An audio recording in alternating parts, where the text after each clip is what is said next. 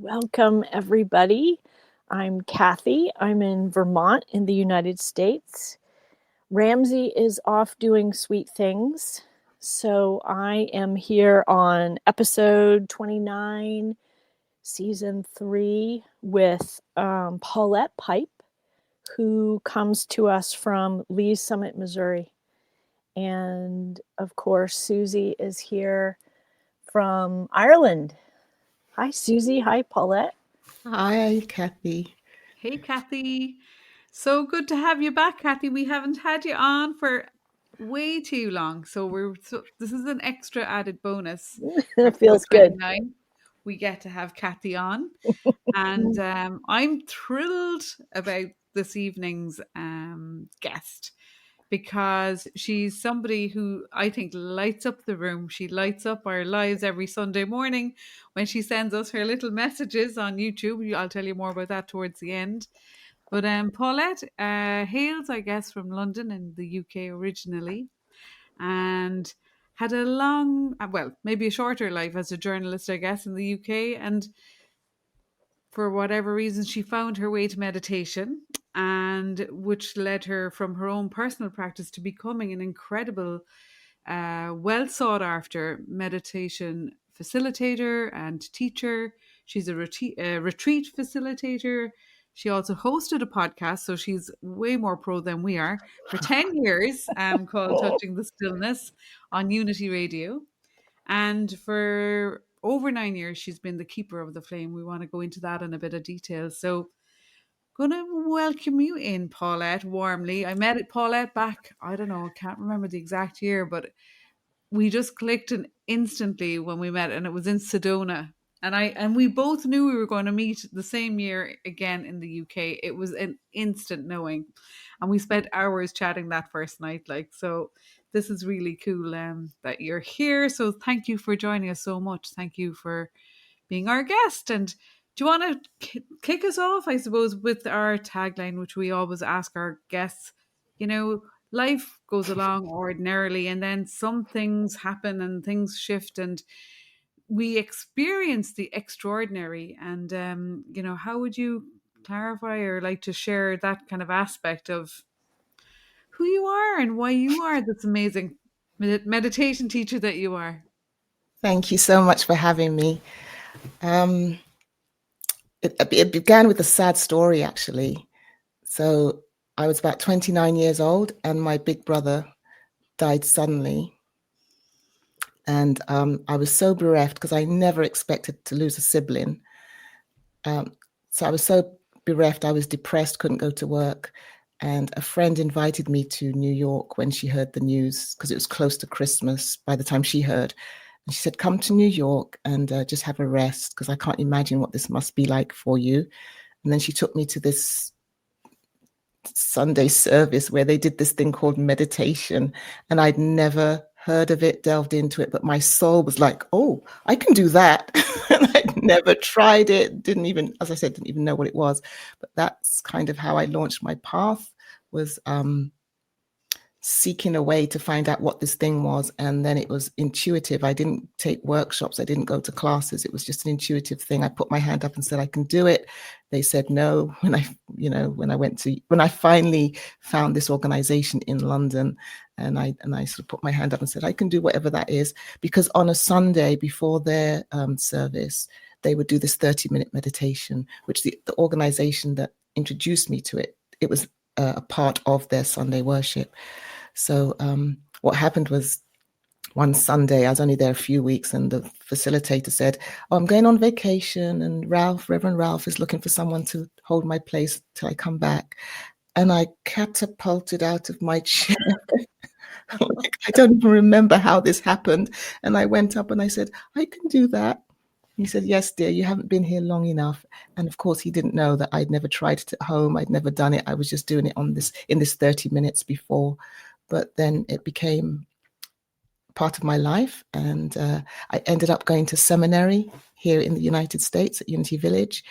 And I didn't know why I was being called to seminary, because I did not see myself as a pulpit minister. So I did everything I could to get them to reject my application, but they said come anyway.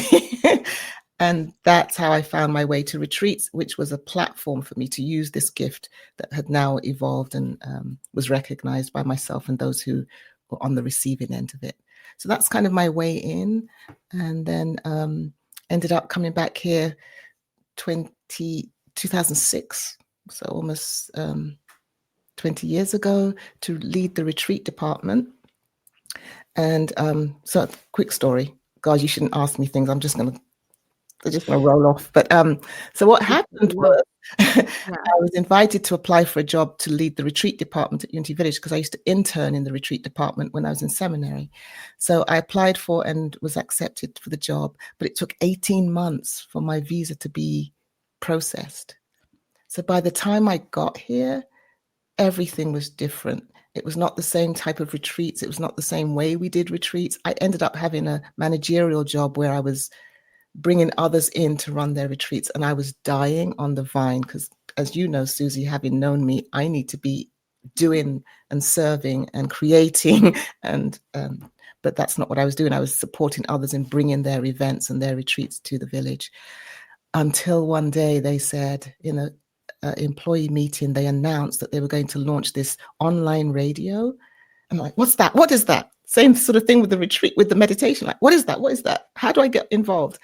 And nothing happened for ages, until we were at an annual convention, and my table for the retreat department was right next to the manager who was running the radio.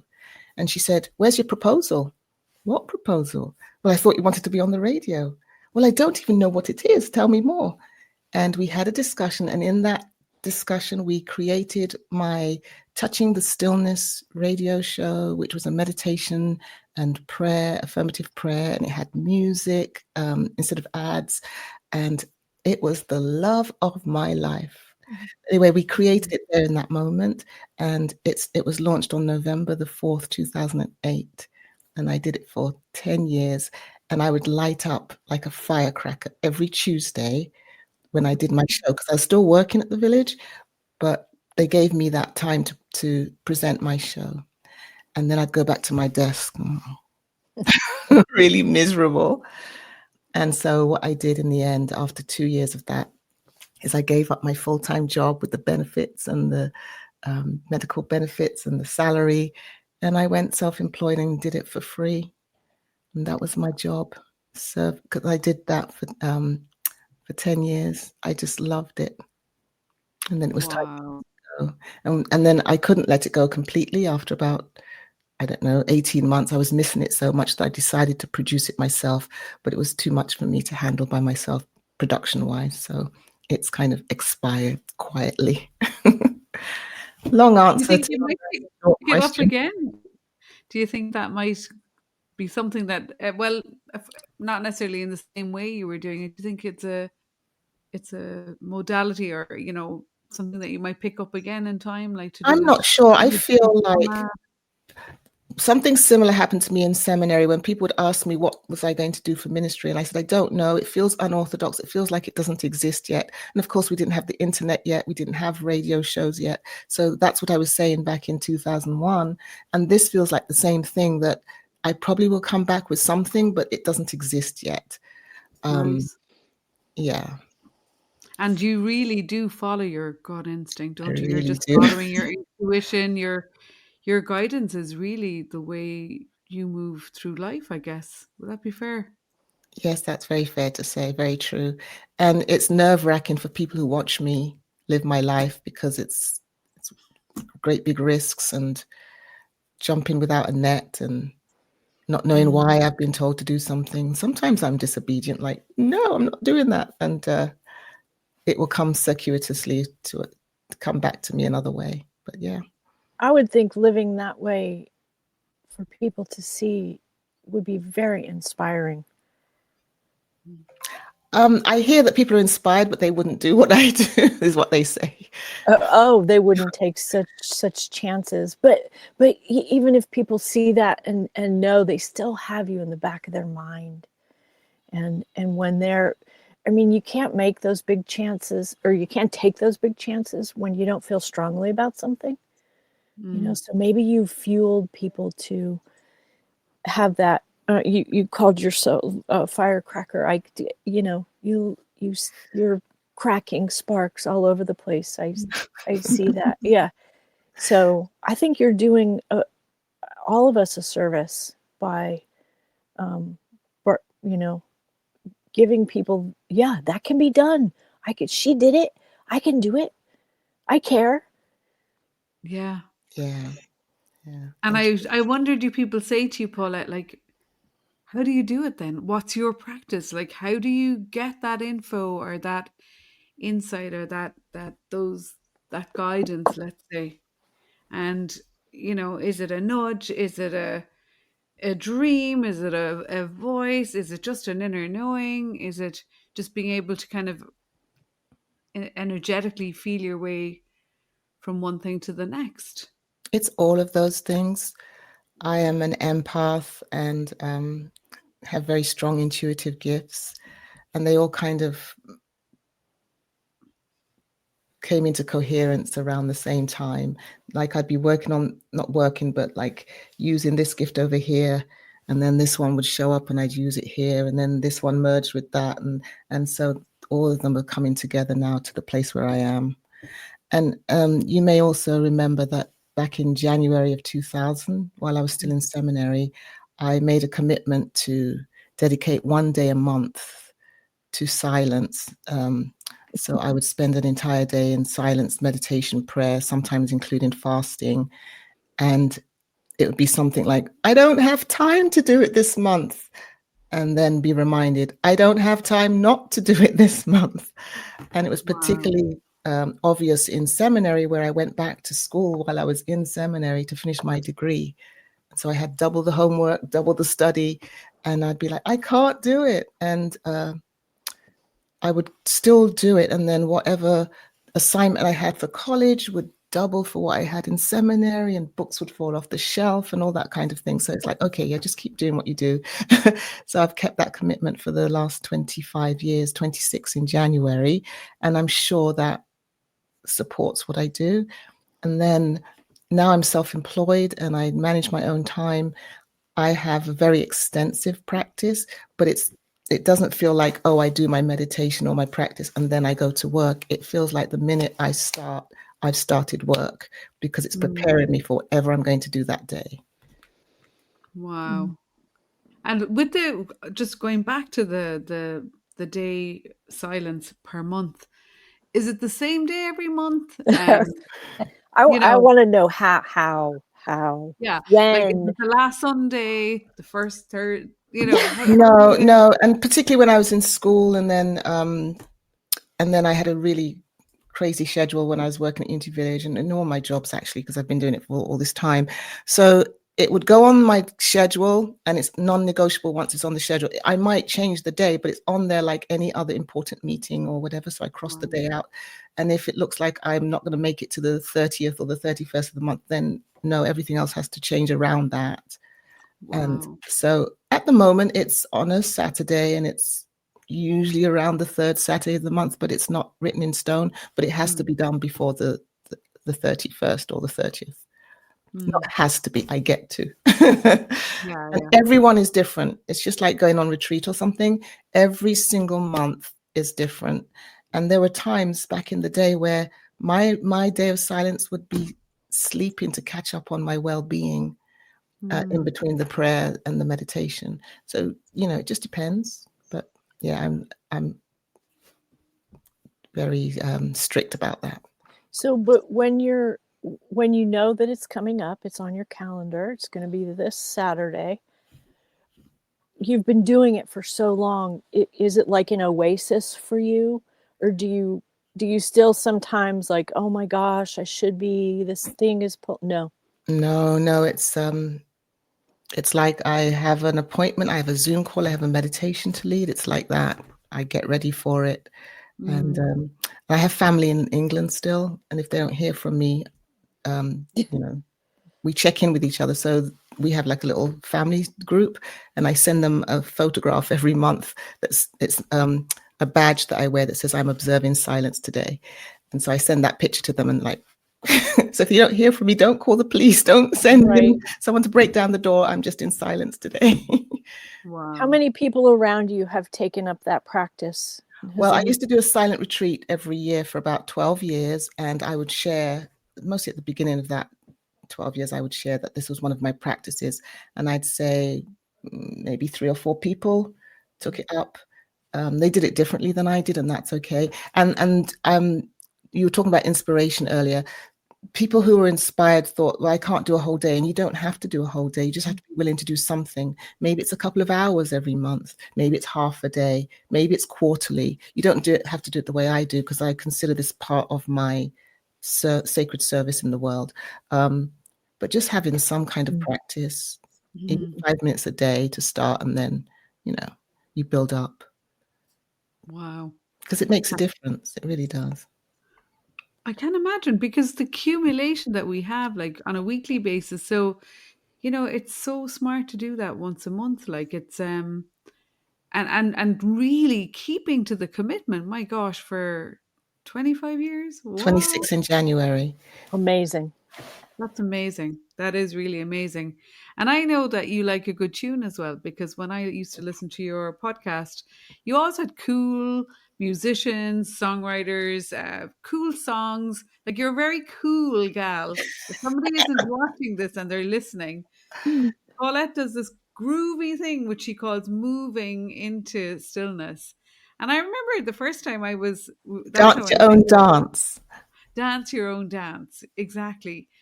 And we did it in the UK. We did it. Paulette and I did a retreat in the UK as well, and it was part of that day as well. The Sedona retreat where I met you, we did it there.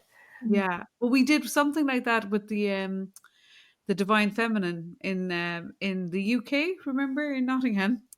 But anyway, it's so cool. Like, it's all about choosing the right tracks, getting the groove on, and just shaking it off. Like, and then the groove will change a little bit, and gradually it starts to kind of come a bit slower. And they're all beautiful kind of moves that you have to do, where you have to mirror the person you're dancing in front of. I did that with Sarah McLean. She was taking full advantage of me at the time, I remember. She was doing a very sexy dance. Anyway, that was really funny. But there's something that happens when you go from that level of movement and engagement with the sound and the tune and the vibration and the rhythm, and you get to that point of stopping, pausing, the stillness. Like, it sort of brings you into a much more expanded state of awareness than if you just were moving and just stopping straight away, kind of thing. I'm wondering, is your kind of day of silence a little bit like that? You know what I mean? You're doing your practice all the time, and then you have this very juicy, longer time, this day of silence that, I don't know, it's really powerful in its as a practice. Would you share a bit more about the dancing, dance your own dance, and moving into stillness? And yes, I'd love to. Thank you very much. And I, in answer to the first part of the question, yes, I do see it mirroring my extended day does mirror the work I'm doing on a daily basis, and it compounds into that on that day of silence. How I came to, well, I'm into music, I'm into sound. It's all part of what juices me. And I love to dance, always have.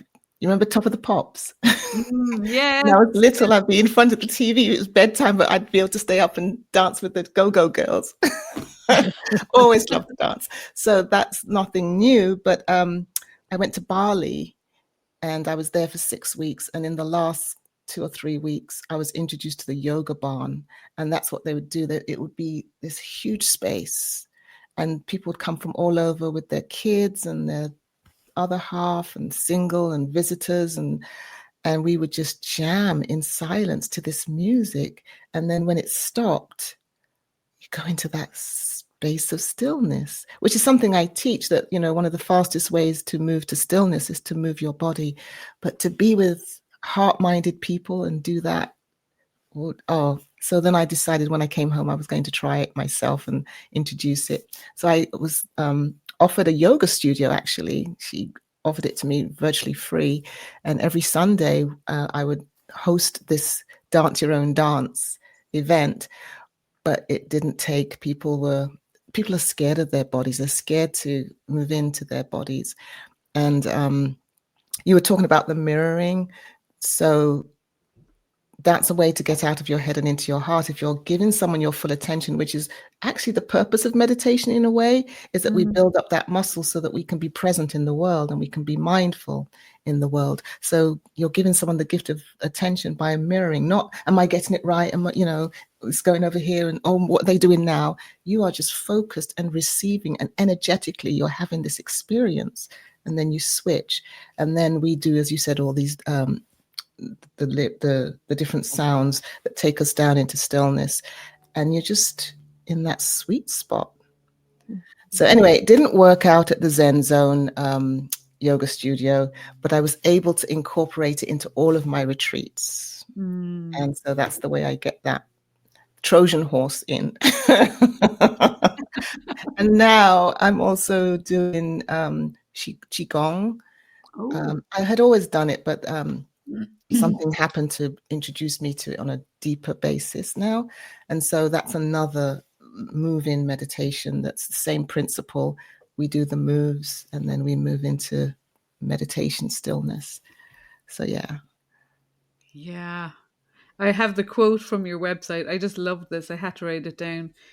Paulette turns an ordinary pause into moments of presence. And it really is the ultimate gift, like to bring people into that stillness and to have that experience, like, of just present moment awareness, being aware of nothing in particular, just being. And Well, I that was think, kind of like the excuse me interrupting, sorry. no, go for it. That was kind of the foundation of my ministry when I started Touching the Stillness, was to bust the myth that there was only one way to meditate, because people sit on a mat and chant Om. So I was really speaking to beginners or people who don't meditate at all, to show that all the ways that you are showing up in life could be a prerequisite to a meditation practice. And that's when people go, oh, I didn't realize I meditated. And it started also with this article I wrote called Anyone for Tea. And I describe in a very meditative way making a cup of tea and all the parts that go into it. And then I come up the stairs and I sit on top of the stairs and I smell the wafting aroma of the herbal tea of choice. And I take a sip, really sort of into the details. And then I look out the window, not looking at anything in particular, and just breathe.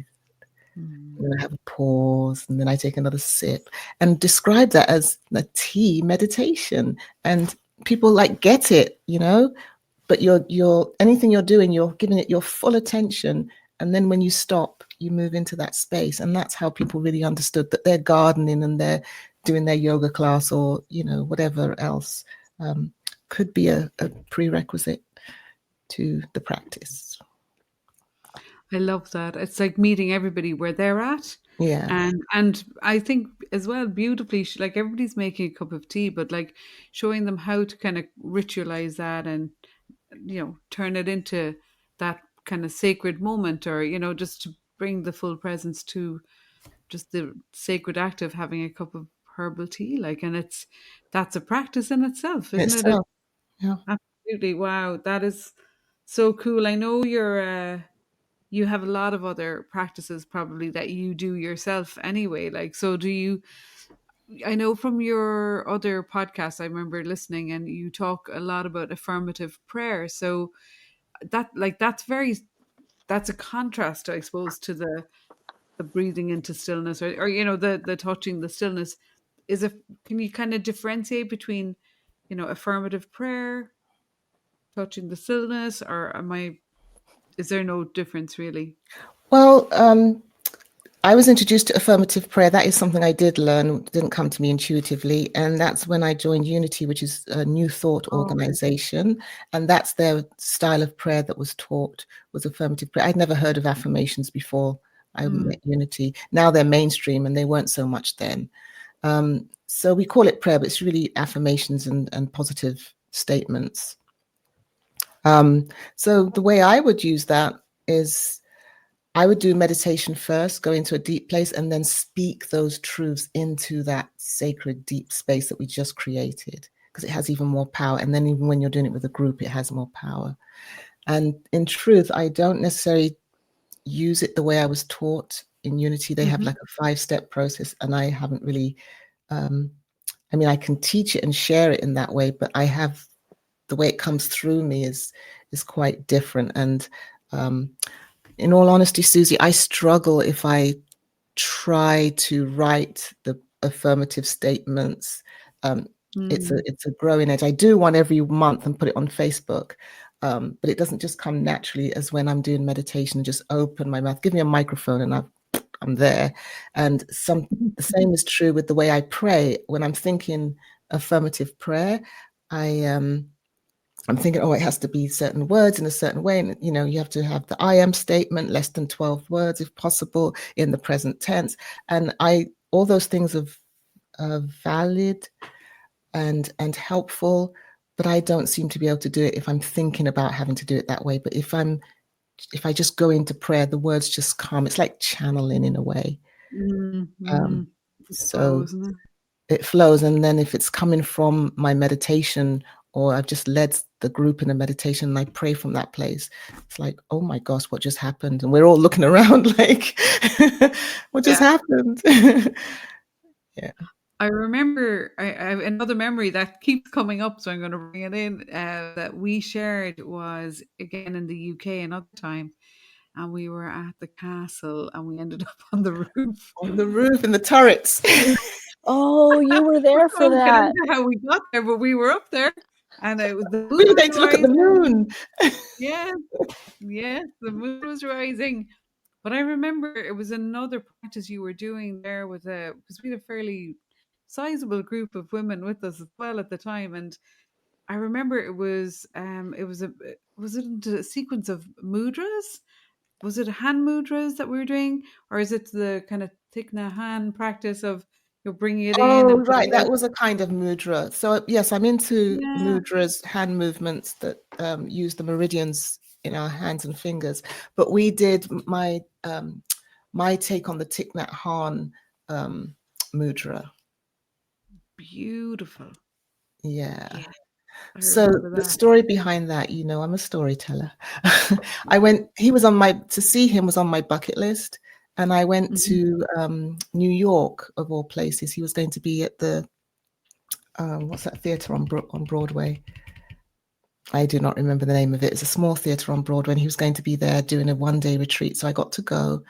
And we did eating meditation and walking meditation on the streets of New York, where they're not phased to see 400 people walking meditative step down Broadway, only in New York, right? But in one of the sessions, the monks were singing, and the what's the opposite of the monk? The lay people? No? The ladies. Nun? The nuns, thank you. Yeah.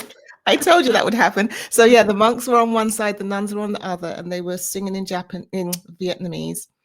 And he had this huge gong in front of him, and like a big bowl, and he would just intermittently hit the gong as they were singing this beautiful chant. And my eyes were closed, and then I realized I was weeping. And the only way I realized I was weeping was that the tears fell in a V right down into the center of my heart. So I opened my eyes and I saw him doing, like he'd gong intermittently, but I saw him doing this, where he would sweep his hand across his heart and then just open it like this and turn it and then release. And it was like whatever the sound was, whatever the energy was that was coming from the heart center, he was sharing it. So I took that, borrowed it from him, and I share it when we're doing prayers for the world or prayers for the, you know, communities and so on. And so you're just like feeling into your heart, allow the pulse of your heartbeat to beat into your hand, let it be a pulse and a vibration of love and light, and then you sweep that across your heart. and hold it as a gift. And as you exhale, you turn your hand and share it out in the world. And it's just so powerful. And then I got a friend, Daniel Namod, who's a famous New Thought musician. He recreated the chords from what the nuns and the monks were singing. So I have that as my background. Oh, I just love that. Wow. But yeah, we did that on the roof. We did. I like we've had a lot of really kind of cool experiences together. Like if you were showing up, I always knew, okay, like something's going to be happening here. You know what I mean? We're in sixth gear now. Paulette's in the room, like so. Well, Yeah. ditto. I know, because you came to Ireland and we thought, okay, we're doing nothing. She's just on her holidays in Ireland. And of course, there were all sorts of shenanigans going on over here as well. Like, so it's just lovely. It's lovely to see, how that tapping in to your intuition shows up on a daily basis. And, you might think you're going to bed, going to wake up and do X, but then when you wake up, it's like, well, actually, no, you're going to be over here in Y Central or whatever. Like, so yeah. That's why being self-employed and running Touching the Stillness really suits me. And my family had said that about me when I was a journalist. I went self-employed for about 2 years during that 12-year stint. And they said, you were at your best when you were self-employed. And I understand what it means now, because I'm a creative. And to be on that 9 to 5 clock and you've got to create or produce or show up at a given time, I follow my spirit and I give myself permission. So yeah, it's like going with the flow in that day. Having done my practice, it like I think I'm going to be doing this today, and we're going to, there are things that are standard. Like if I have my bi-weekly Touching the Stillness breathing space meditation, of course I'm going to show up for that. I'm also an Insight Timer teacher, and we do a weekly live event on Insight Timer. I'm not talking about those things, but just like, oh, I thought we were going to be working on this, and then the phone rings or something will happen and takes me in a whole different direction, but I'm ready. That's present moment living, like, isn't it? Really, it's being able to be in the moment as it is and just follow the breadcrumbs and there you go. It's being the affirmative prayer, not speaking it, but being it. Yeah, it's not an idea, it's a way of life, like, isn't it? It's a lifestyle. Yeah. Wow. Susie, you're good at that too. You're good at listening and turning, when maybe I think women are good at that. We're so flexible in the world with all of our different hats that we wear. Yeah. And the energy is always going to come for the sort of the paying the bills kind of work, if you set that aside because you have a moment of, oh, I want to write that down, or whatever, creative. You too, Cathy. You're an incredible Cathy's an incredible artist, mystic artist, creative. You really live in that creative zone as well. Like, so, and I had to learn that wasn't easy when you go to work every day, and as an artist, and you're supposed to have your ideas there in that place at that time. Mm-hmm. It doesn't really work. But I've been self-employed since 1994, and it wears off on. I'm thinking about my husband now, who is highly productive in the male workplace, but he gets to work at home, and he understands. You got your, I know I can't. I don't know. You go for a walk. You go chop some wood. Do something else. Shift, and then before you know, he's like, I know what I'm doing now. Yes, exactly. It's a beautiful thing if we all had that freedom. It's really freedom to breathe and understand. Yeah, I'll get it all done. I'm not. Yeah. I'm no less because I can't create in this little box. Right. If the box was this big, or there wasn't a box, we would all probably be twice as productive, right? Yes, because you get more done because you're in the zone faster. You're not struggling to get there. And I've got to pull this thing out of the air because it's due in 10 minutes and my manager's breathing down my neck. Right. Yeah. And then everything else can be in the zone also. There can be the mindless labor, washing the dishes Correct. can be in the zone too, Yeah. because you haven't had to quantify it as this other thing that doesn't count. Yes. And then while you're there focused on the suds and the softness of the suds and the grease coming off the plate, oh, okay, that's what I need to do or say, or how I need to Exactly. title it or whatever. Yeah. Yeah, it's untangling yourself from the hard problem, do something else, and then it's like remembering that word you couldn't think of earlier. Just pop it in Those when you're women. not thinking about it anymore. It's like, wow. Well, that's the Yeah. other thing, is staying grounded. I spend a lot of time by myself and a lot of time doing this work. I really need to remember to stay grounded so I can be in the world as well. So, yeah. Do you do any specific kind of grounding practices, or? I go for walks in nature. My best Yeah. friend calls it being in my community, because I'm out there with the butterflies and the caterpillars and the baby tortoises, and they're everybody's your walking, community. power walking, and I've stopped and I'm like, oh, like, what? Do you not see that little tiny little tortoise at the side of the road? No, because they were going. Yeah. But that's what you get to see when you do the same walk. And Suzi, your same swim. You're a walker too. I'm a walker. You notice the little things. Little things, and being in nature, it's so healing. So I call it my wonder, WANDER, my wonder. Oh, nice. Excuse me, my wonder walk, WONDER. I go out Wonder and walk. wander to wander. Oh God, I'm confusing them. I like that though, the wonder The walk. wonder walk. So everything's amazing. The trees are waving at me in the sunlight, dappling sunlight, and yeah, I'm just. Yeah. You're just like after my own heart here. Because I even tried, and here's a funny story. I've even tried, because I do Qigong and I do the spring forest version of Qigong. And I love to do it in between two trees. So sometimes when I go out walking, I'm looking for, that would be the perfect place to do my Qigong. And I set myself up and I'm doing my thing. But there's usually like a neighborhood.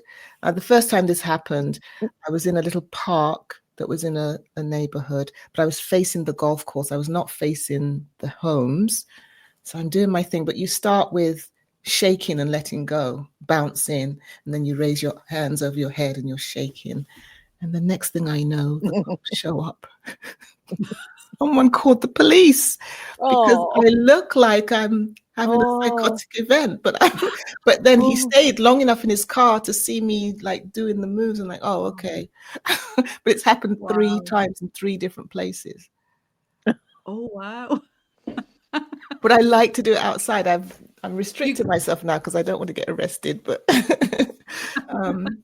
it does look a bit weird if you don't know what it is. But it's not like I was looking into their homes and like, scouting their homes. I was facing the golf course, completely in the zone. I opened my eyes and he's sitting there watching me like, oh my gosh.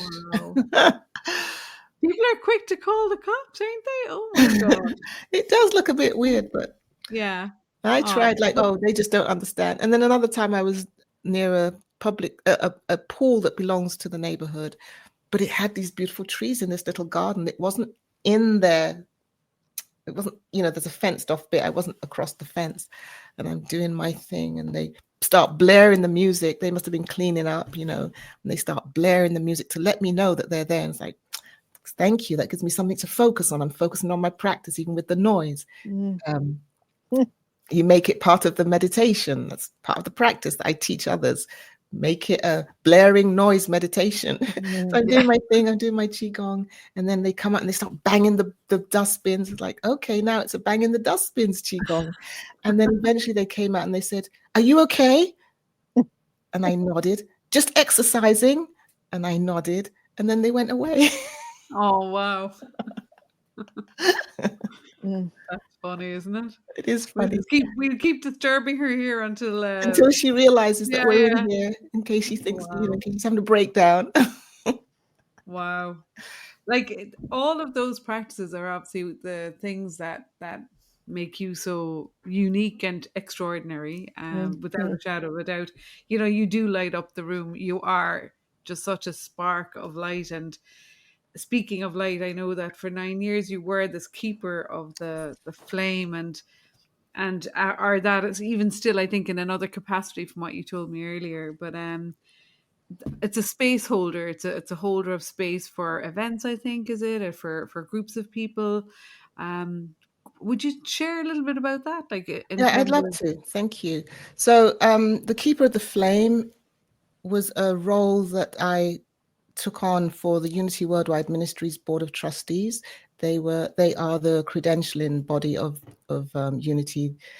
They serve ministers and ministries and do the credentialing. So I served on their Board of Trustees for 9 years, and there was someone there before me, and she had created the role and held the role for 7 years, but I didn't really know what it was when I heard that she'd stepped down. So I had to go in, and because she had stepped off the board, I went in and created my version of it. So I was a non-voting member of the board. But what I would do, they would give me like 30 minutes before if we were in person, which we did 3 or 4 times a year, for several days at a time. If we were in person, I'd get 30 minutes and I would set the arena. We'd set the arena together. And then whatever energy we had co-created, whatever space we had co-created, I would hold that. So I'm in the meeting in silence, holding and working with the space as it changes. You know, there are sometimes when you're in a board meeting where there's dissent or people don't agree, but they say, I'll go along with whatever you say, and all their energy, all their anger, frustration, and silent judgment is in the space that you've just cleared. So I may not know who it was, but I can sense that it's been contaminated, if I could use that word, and then I would clear it again. And that also helped them to have really difficult discussions and deliberations. It was a safe space to do that. They could just feel that. And sometimes they would say, I would just look up and look at you, and I just would be calm again. Wow. So I did that, and we would meet. When I was on the board during those 9 years, we would meet every month for about 3 or 4 hours. And then, as I said, 3 or 4 times a year. And I was in the room, in the space, in silence throughout the entire meeting. So I did that for 9 years. And then I stepped off the board and became the Keeper of the Flame for a group called the Evolutionary Leaders Network. And they are part of the Source of Synergy Foundation, which was founded by Diane Williams to create synergistic affiliations and cooperation with groups who are doing good work in the world. And so the evolutionary leaders included people, or it does still include people like Deepak, who you know, and Greg Braden and all the heavyweights. And then now it includes the rest of us. There's like 300 members or so. So I hold space on the Evolutionary Leaders Council. Wow. And then about 2 years ago, another organization called the Hollow Movement came into emergence. And I was in Sedona with them when they were bringing this igniting, we called it igniting the Hollow Movement. What is it going to be? What does it look like? How does it work? And once it was ignited, I then joined the core team and became the Keeper of the Flame for the entire Hollow Movement, and showed up on the core team meetings, would do the opening events, the meditation, or the whatever the opening event was for, the opening ceremony was for their annual event. I would create those as well. So I'm not doing the Hollow Movement anymore. That ended last month, but I'm still doing Keeper of the Flame. Sometimes I do it ad hoc for like a board. Parliament of World Religions were just in town, and I wasn't present in their entire meeting, but I helped them set the arena for their meeting. It was their board of trustees. So I do that on an ad hoc basis as well. I may hold prayer vigil if a board is going through something really, something difficult that they have to convene about. I will hold vigil with them while they're doing that for however long they're in session, things like that. But out of that came, I think, combined with the practice I'm doing, the emphasis in the Qigong practice I do is about healing. Everyone's a healer in every home. And so that just amplified whatever healing work I was already doing. And so now I have this adjunct to Keeper of the Flame called Energy Support Practitioner. So now I'm working with, and I always did, but not only working with the space, but helping to clear and reset individuals' energy, clear energy from objects, clear energy from the space. Wow. When you were doing the space holding for groups, was there resistance from people? I mean, I can't imagine that in every group, everybody understands what that is. Yeah, no, so I'm speaking to like-hearted people. I would like to Okay. take it out mainstream, and that's why I came up with the energy support practitioner role, because that I can explain more mainstream than keeper of the flame. Sure. But in those settings, like when I first joined the board of trustees, we were talking about prayer earlier. There was this practice that if there's dissent in the room, or they can't come to consensus, we would stop for prayer. And because I was working with energy and I knew how to quell any sort of antsy, so they would be having these discussions and they'd be looking at me. Yeah. And they'd be like, "Are you going to stop for prayer? Look, it's like, I've got this. Carry on. You're going to be safe. You're going to be safe." And so they started to trust me.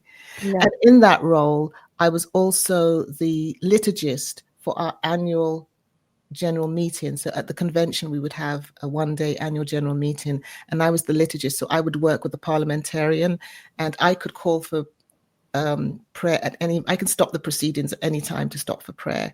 And again, I didn't need to, because I was working with the energy with 600-700 people in the room. Wow. Yeah, to keep it calm. And then if I did feel like we needed prayer, I would do one of those, my version of the affirmative prayer. Wow. So yeah. Amazing. I think about that a lot, and I've talked with Suzi about it, working with groups. Sometimes somebody steps in and they're in a bad place, or they just probably shouldn't be in the group. And then what do you do? So yeah, that is a big topic. I'm fascinated. Right. But if you're holding the space, it's like there's a prayer: reveal what needs to be revealed and heal what needs to be healed.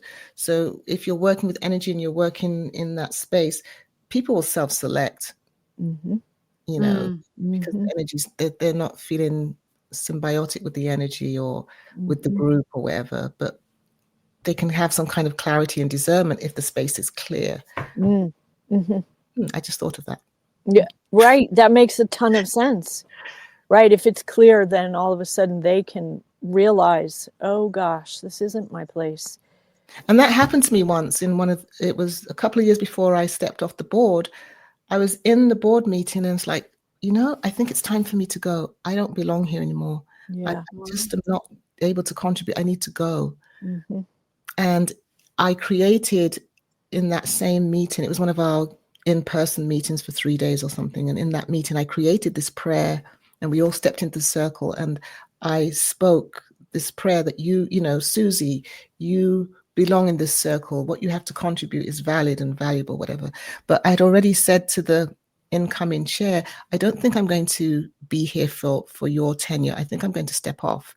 And they were just all shocked and horrified. But when I came home and meditated on it, I realized it wasn't my energy.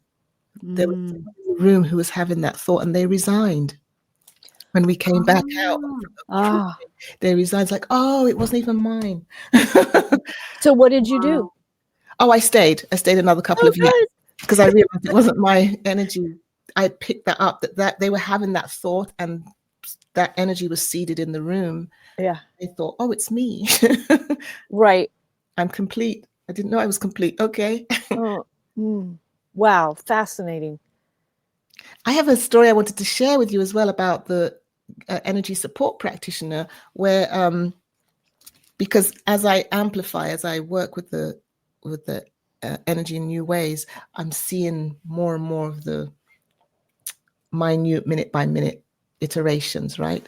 So I was at an event, sharing a room with a new friend, and she was going to be presenting the next day. So she was taking things out of her bag to show me what she was going to do at her presentation. And then she took out these keys, they're decorative keys, and they were quite long. And she took them out of the bag. I'm the other side of the hotel room, and I'm like, oh, the energy. She's like, what? Like, you can't feel that? It's so strong. You must be able to feel it because you're holding it. It's like, no, I don't know what you're talking about. But I couldn't, I was having all these symptoms and pain and angst and physical pain just by her holding them. And she said, oh, you're worrying me. I'm going to call my friend who gave them to me. And I said, no, I'm fine. Everything's okay. But it turned out that the friend had given them to her and they were in her house. I thought the friend had given them to her for the event as part of the presentation, but these keys had been down in her basement. And the work she does involves youth. And someone that was helping had stayed in that room for 3 months. And then she explained that whatever I was feeling when she told me what was going on, and for confidentiality, I don't want to get into the details, but she told me what was going on. And as she told me what was going on, those are all the emotions and physical feelings I was feeling in my body off of those keys. Wow. So I took them into the bathroom and did a clearing, and then she used them the next day. And in the way she used them, people would come up to the table and pick things off the table. And almost everybody who came up would work with those keys. Wow. And it makes you think, because like if the energy hadn't been clear, someone might walk past that room and go, oh, I don't think I want to go into that workshop, and not know why, or they may go into the workshop and be antsy and not know why, or go up to pick up the keys and like, oh no, not those.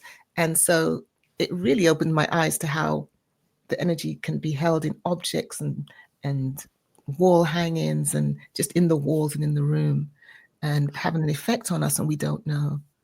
So I'm able to detect in a lot of cases when I have a physical reaction. Yeah, it takes a lot of discernment to kind of distill it down, doesn't it? To separate you from what you're picking up on as well. I know that. I know you and I have had a couple of interesting experiences in rooms that are very old and God knows, and Yes. and I think sometimes when there's more than one empath in the room, it almost becomes more amplified because you're picking up on one aspect, I'm picking up on another. You're kind of looking at each other. You're in a non-local space. You're not even talking because you can't talk about it at the time.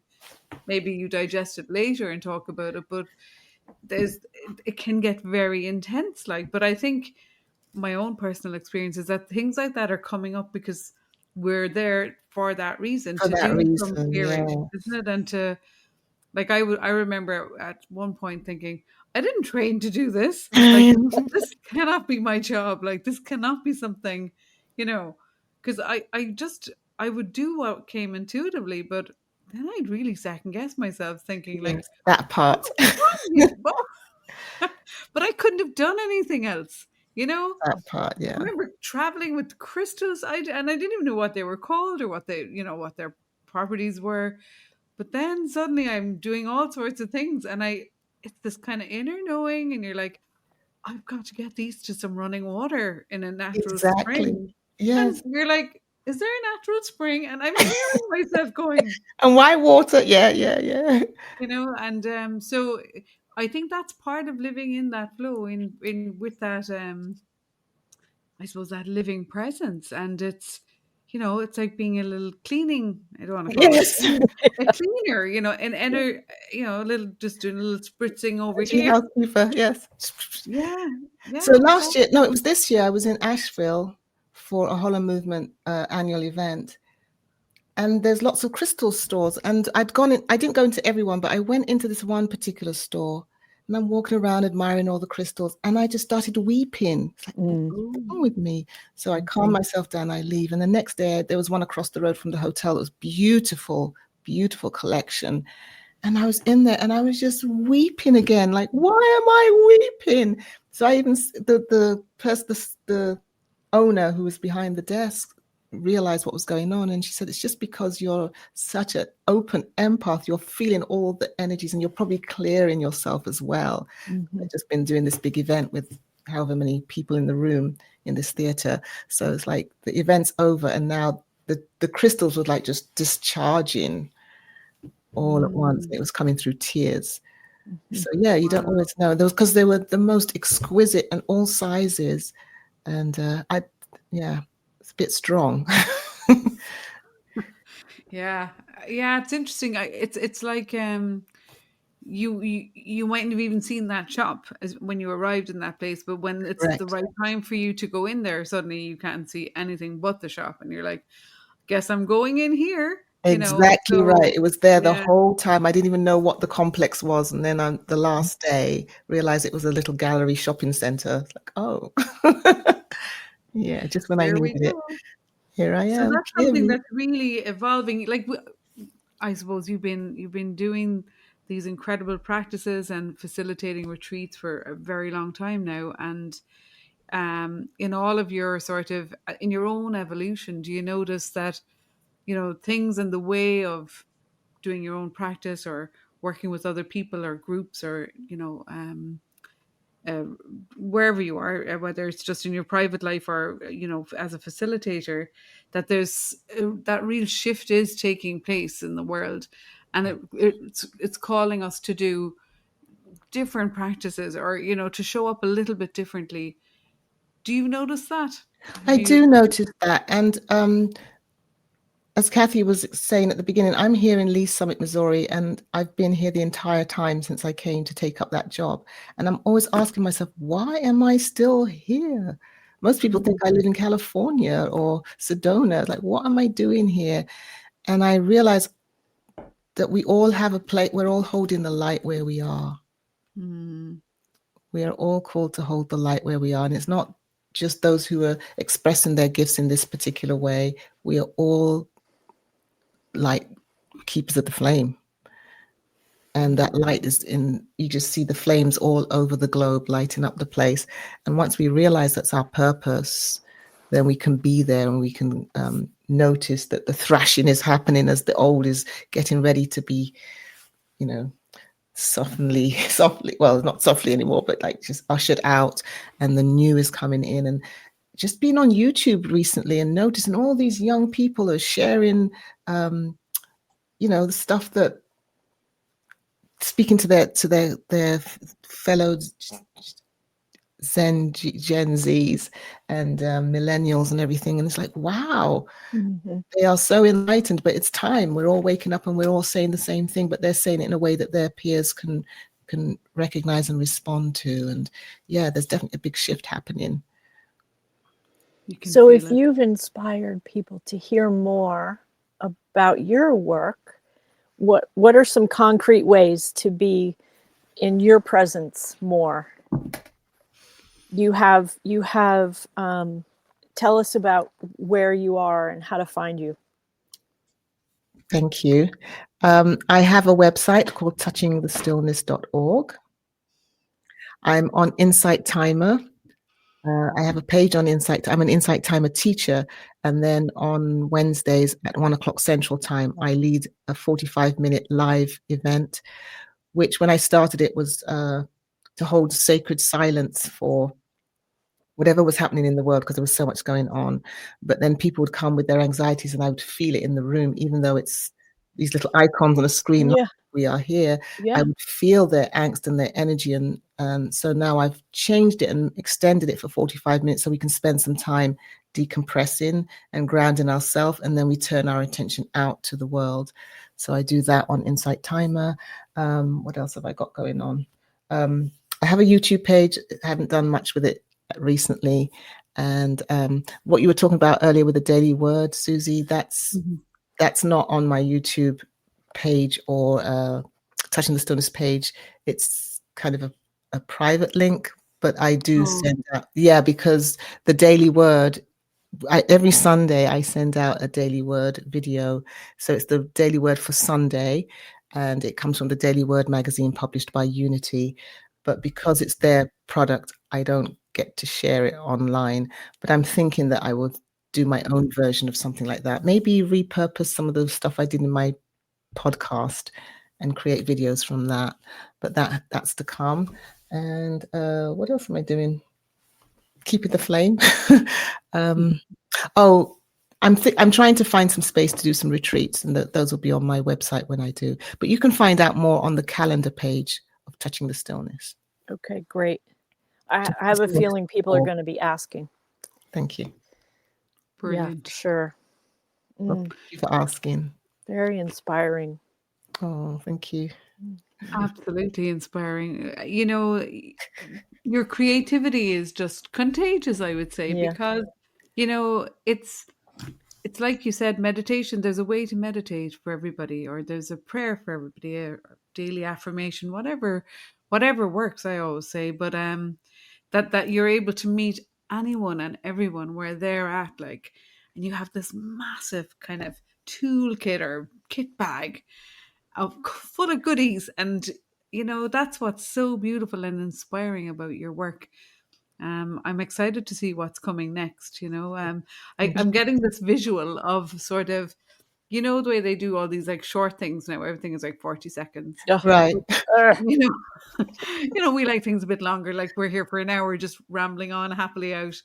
But really, the fact that you in 40 seconds or in a minute or two, you know, you can transform a space or a person or a feeling or an emotion or a thought almost instantly. Like, so, you know, I can see you just doing these little bite-sizey, what do they call them, Kathy? Clips or Shorts and reels. Reels and Yeah.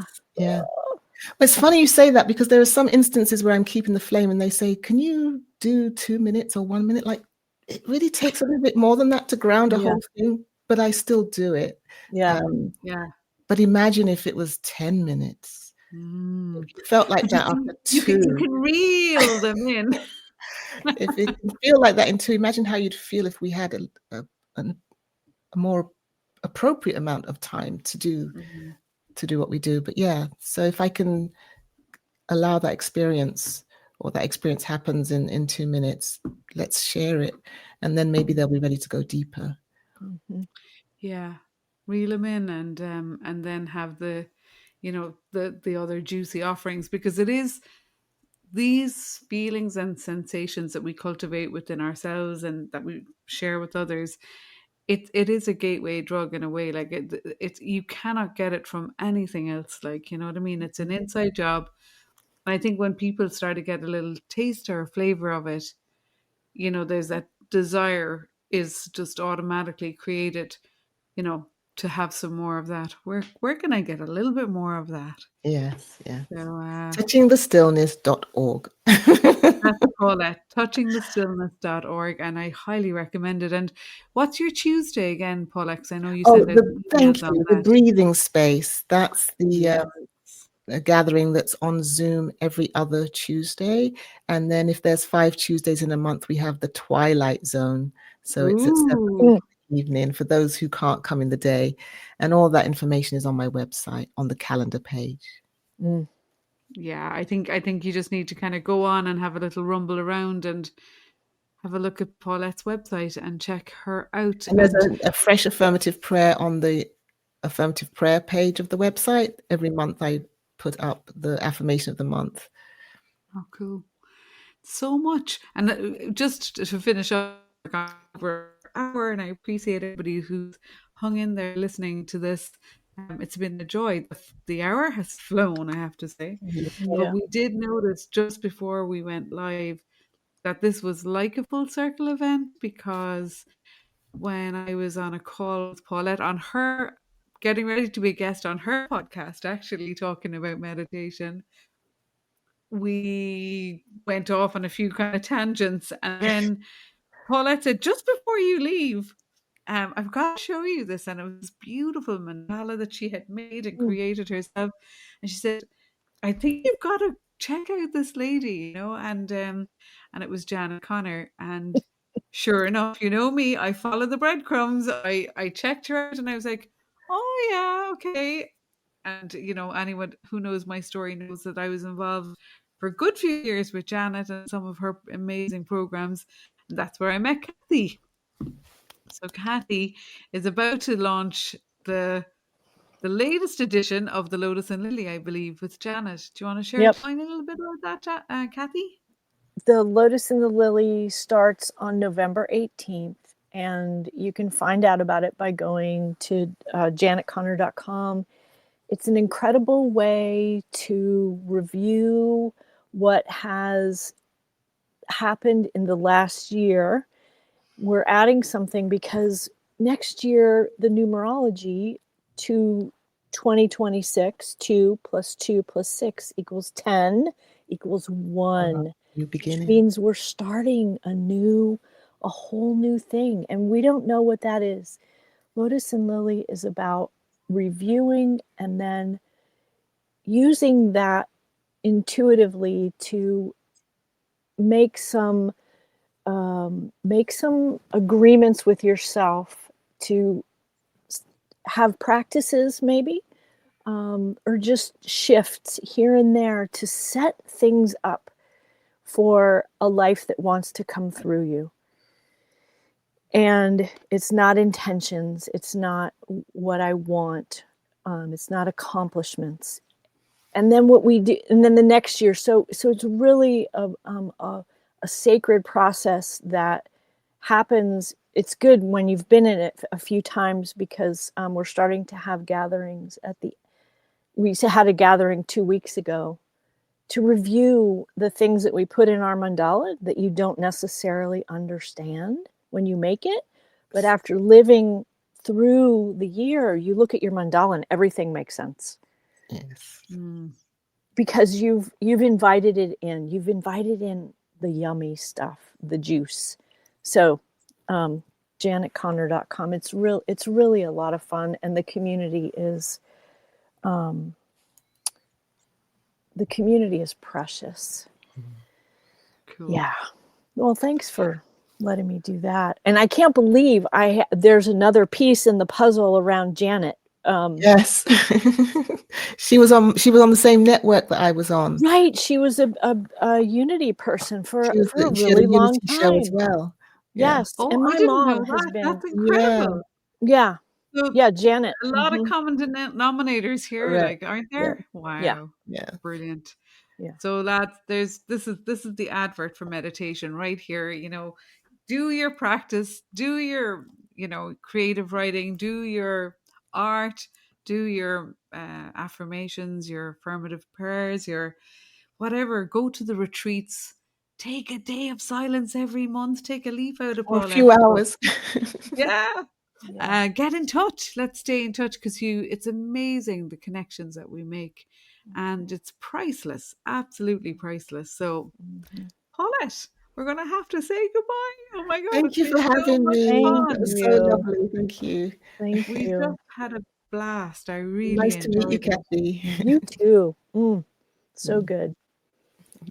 So take care, and until you're back over this side of the pond, Paulette.